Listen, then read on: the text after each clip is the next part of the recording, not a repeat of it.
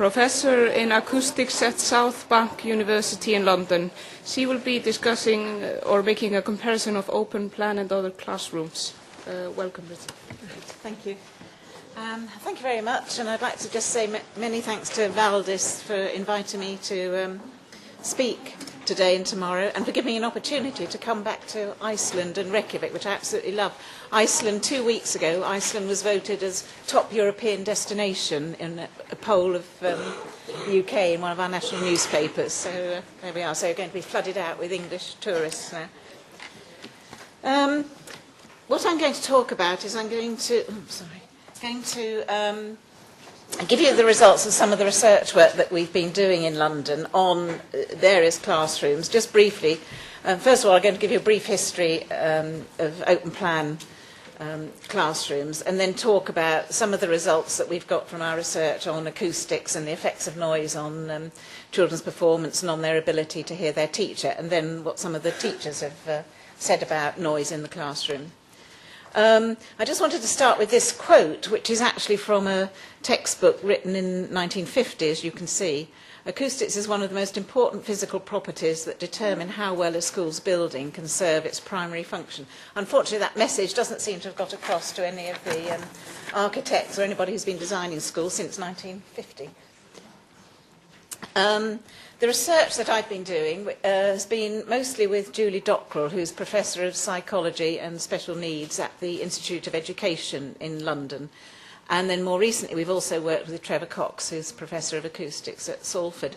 And we've done several projects, government-funded projects, looking at the impact of the acoustic environment in schools on pupils and teachers, and particularly in terms of their academic performance of the pupils, on how well the teacher can be heard, and on a little bit of work on the teacher's voice as well.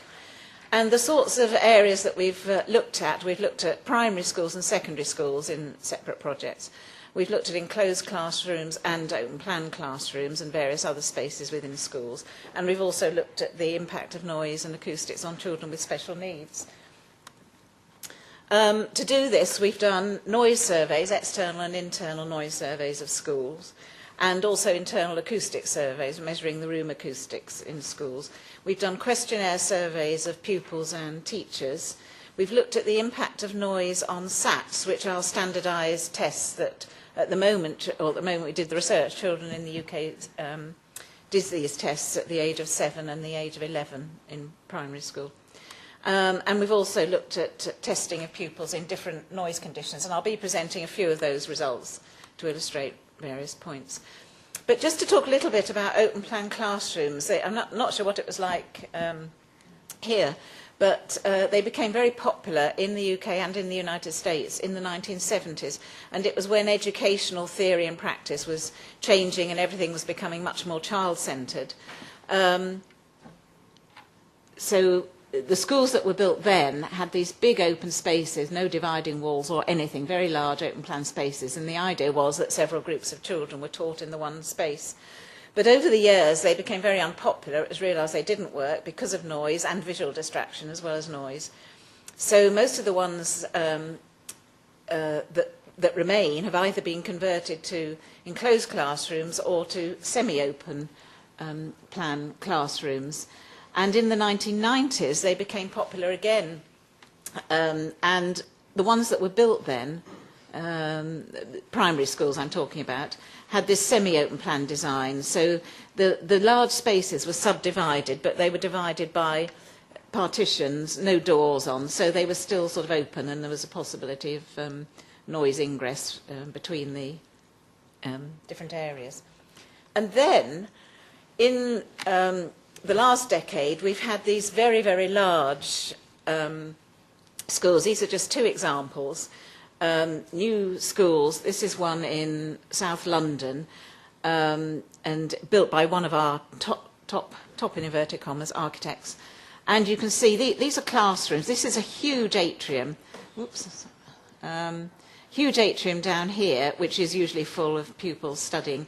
And you can see you've got these classrooms where they teach things like English, French, history and so on. But there isn't any wall, any dividing wall between the classrooms. These are just open-fronted. This proved to be difficult and gradually became sort of more and more criticised over the last 10 years. So eventually they did remedial work, and they have put some glass partitions in now at a cost of about £600,000. This horror, as I think of it, is in Hellerup School in Copenhagen. I don't know if any of you know it. And here, you can see how they're teaching the children sort of on the stairs. I had a visit to there about a year ago, and I was with various enthusiasts for open plan classrooms, and we walked in, they kept saying, "Oh, what do you think of it? What do you think of it? Have we convinced you?" And I said, "No, it just confirms all my worst sort of thoughts about open plan." It was absolutely ghastly. Typically, this first one won our top architectural prize that's awarded every year. And again, that emphasises the fact that acoustics is ignored in design of schools on the whole. So what do we need for good speaking, hearing and listening? We need, and this has been mentioned several times already this afternoon, low noise levels, low reverberation and good sound installation, both within the school, between classrooms, between areas and between outside and inside.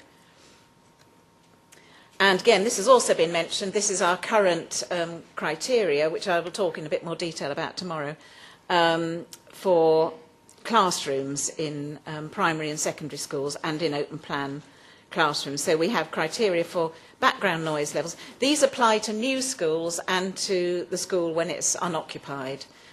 So to the school as built before it's occupied with pupils and teachers. And as I said earlier, that's currently under revision. So if we just have a look at some measurements that we did in the early 2000s, about 2001, we did some measurements in 55 primary school classrooms. Those were reverberation times. That's the criterion. So you can see that then, there we had 40% of 40% of the rooms met the criterion. The ones that are marked in red are rooms that had had acoustic treatment in, most of which were classrooms for hearing impaired children, and they did meet the criterion. More recently, we've measured in secondary school classrooms, and you can see it's a much better situation. I think largely, and again I'll talk a bit more tomorrow about it, I think largely because of the introduction of the regulations 10 years ago. So there, 75% of the rooms that we measured met the criterion. And we've measured in secondary schools 16 open plan spaces. These are very large spaces, and they actually all meet the criterion. So when they're empty, they're okay, they meet the design specification.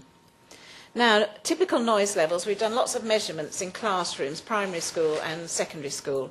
And these are just sort of typical noise level, average noise levels of lots of measurements of activities in primary school classrooms. So when the children are working silently, you still get a sort of relatively high level of noise. And again, these levels are very consistent with research that's been done by lots of other people in different countries. So on average, 56 decibels when the children are working silently, up to 77 when there's a lot of group work and movement around the classroom. And as you'll see in a moment, also the measurements that we've done in secondary schools are very consistent with this as well, which is quite interesting. The most common activity in the primary schools tends to be this one, the children sort of sitting working together in groups at tables. So if we imagine the implications of that for a primary school, for an open plan primary school classroom, if you've got a group of children here trying to work quietly, and maybe there, and if the activities are not coordinated, then you can have these sort of high levels of noise in other areas, and because there are no doors, and these might not be full height walls, then you're going to get an awful lot of noise going in and distracting the children in the trying to work in the other areas. So that is a major problem, obviously, the ingress of noise from between spaces. And this is an example, which I just thought I'd show you, because it's quite interesting. We were asked to look at this. I got a desperate email from the head of this little school saying, please, can you help me? I understand you're doing some research on open plan classrooms. This was another award-winning building. It's a hospital, it's a children's hospital that was built on the side of St Thomas's Hospital in central London. And This is a school. This is a school for a hospital school for the children. So it covers all ages, from nursery, preschool, up to secondary school kids. And you can see, you know, it's just a few partitions, and the teachers are expected to teach in these areas. Not only that, but there's open light wells going down to the sort of consulting rooms and things on the ground floor. This is on the 3rd floor. There's a cafe just here, so you've got the clatter of steel. Glass everywhere, glass and steel everywhere. Cafe here, and a piano, which is quite often played during the day. So no wonder the head was desperate. But the hospital authorities wouldn't do anything because they didn't want to upset the architects. Again, one of our leading architectural teams. And those were the levels that we measured. The levels in red are the criterion that it should have met. So you can see, I mean, the reverberation time, because of the space it was in, you know, absolutely hopeless. Poor teachers were going mad. But it also won the same prize as the other one won. Funnily enough, that prize is being awarded tomorrow, and there was a television programme a couple of nights ago about the shortlisted candidates, and I looked, there weren't any schools this year. So, it's the Olympic Stadium that is a favourite this time. These are the measurements that we did in secondary schools, and again we've sort of classified them according to the different activities in secondary school classrooms. So the overall lesson levels, it was actually about 64 decibels. And again, I've compared here the enclosed classrooms and the open plan classrooms. The pink ones are the open plan. Very little difference, as you can see. So when the actual teaching is going on, again, the typical level is around about 64 or 65 decibels, similar to the levels that we've measured in primary schools. And I say it was quite interesting. I was expecting the levels in the open plan to be higher. But those are the sort of the lesson noise levels. So those noise levels are really made up of the children and teacher talking during the lessons. I'm just going to show you a few results of the various tests we've done to see how noise affects children's performance. And this was the first project that we did in primary schools, where we compared children working in quiet, and then we artificially created babble based on the levels and the type of noise that we'd measured in the classrooms. And you can see for all the different tests, for reading, arithmetic, spelling, and the speed of processing, the children's performance went down in the classroom babble. And what was particularly interesting was when we looked at the children with special needs, we weren't able to know, what those needs were in particular.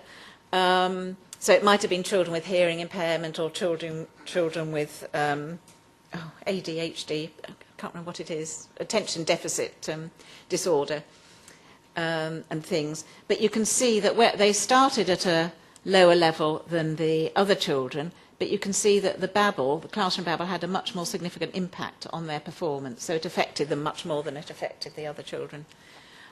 This is just some preliminary results from the data. The project on secondary schools has just finished, so we're just beginning to sort out that data. So, again, a very similar pattern. I've been given the yellow warning sign, so I won't go into it in detail. But this is 3 different age groups. The purple is performance in quiet and performance in babble. And again, you can see more or less, for most tasks, it has more of an effect on the younger children, as you might expect. The children were asked in a questionnaire how well they heard and what they heard in the classroom, and I just wanted to highlight this. In open plan classrooms, the pupils, 95% of the pupils said that they could hear other pupils, and that was pupils in other areas, not in their own area, but in adjacent areas, and 90% of the teachers said the same. And the red column marks how annoyed they were by it. So nearly 70% of the pupils were annoyed by hearing the noise of other children. How well they heard the teacher, I'll skip over that, except to say, again, that the most difficult situation to hear the teacher was when other children were making noise outside the classroom. And on the whole, younger children, whatever sort of situation, whatever the classroom situation, found it more difficult to hear than the older children. In open plan, Again, this is the ability to hear. The higher the bar, the more difficult. So again, the ability to hear, as you might expect, gets more difficult with the sort of increase in activity in adjacent areas. And again, the younger children, find it more difficult, even in quiet, to hear than the older children. This was just the PhD student who did the work on open plan classrooms was looking to see how you could design open plan, whether it's possible to design open plan so it did actually work.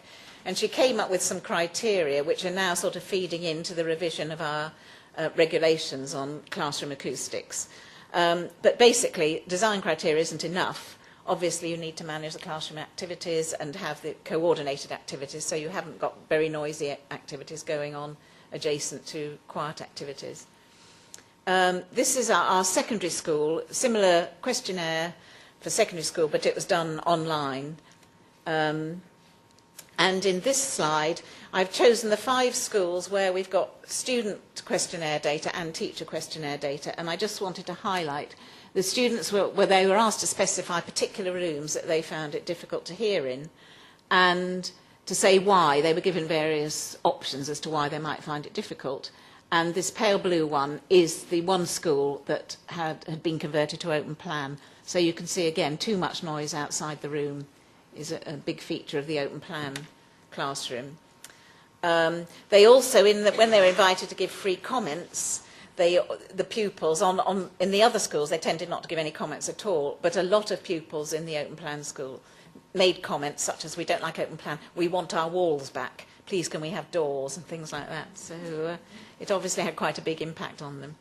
And again, the results of the teachers' questionnaire, similar thing, why do you find it difficult to speak in particular rooms? And again, that's the open plan room highlighted, open plan school. So when there's too much noise outside the classroom. Okay, thank you, I've got 1 minute.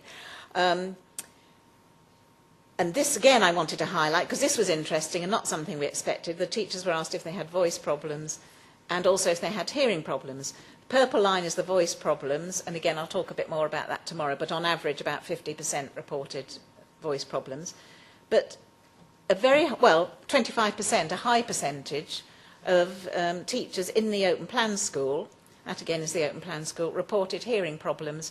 And they made comments like, since we went open plan, we have had tinnitus, we've had difficulty with our hearing, which I thought was really interesting because that's not something that I've ever seen reported anywhere else. So just to conclude, open plan schools becoming popular, I'll just run down that. And my final point, should we actually be designing open plan schools? We know that babble, all the children in open plan schools can hear noise of other children. We know that the noise of other children actually affects the performance. So I'll finish on that point. Thank you.